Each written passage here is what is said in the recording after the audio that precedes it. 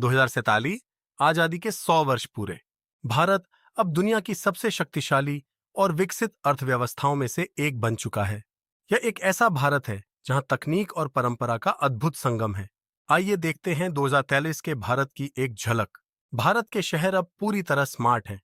AI traffic नियंत्रित करता है।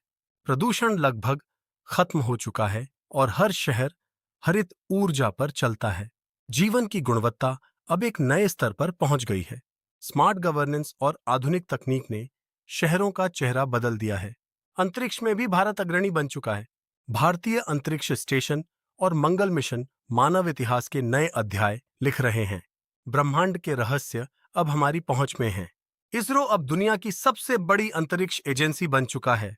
यात्रा अब पहले से कहीं तेज है। हाइपरलूप और बुलेट ट्रेन से देश के किसी भी कोने तक कुछ ही घंटों में पहुंचा जा सकता है। परिवहन अब सुरक्षित, तेज और पूरी तरह से प्रदूषण मुक्त है। पूरा देश अब एक डिजिटल और भौतिक जाल से जुड़ा हुआ है। एआई, क्वांटम कंप्यूटिंग और रोबोटिक्स में भारत विश्व नेता बन चुका है। हमारी तकनीकी प्रगति ने हर क्षेत्र में क्रांति ला दी है। नवाचार अब हर भारतीय की पहचान है।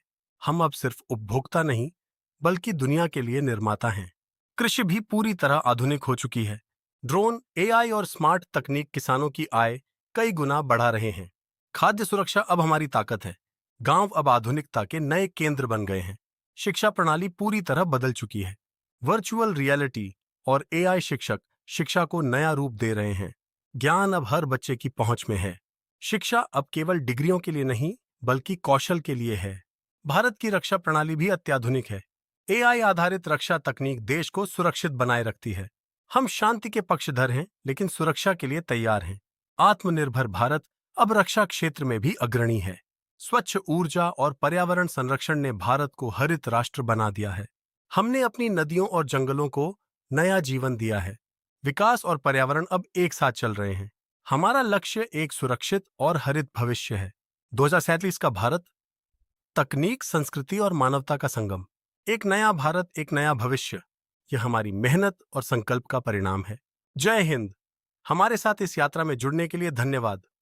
लाइक और सब्सक्राइब जरूर करें।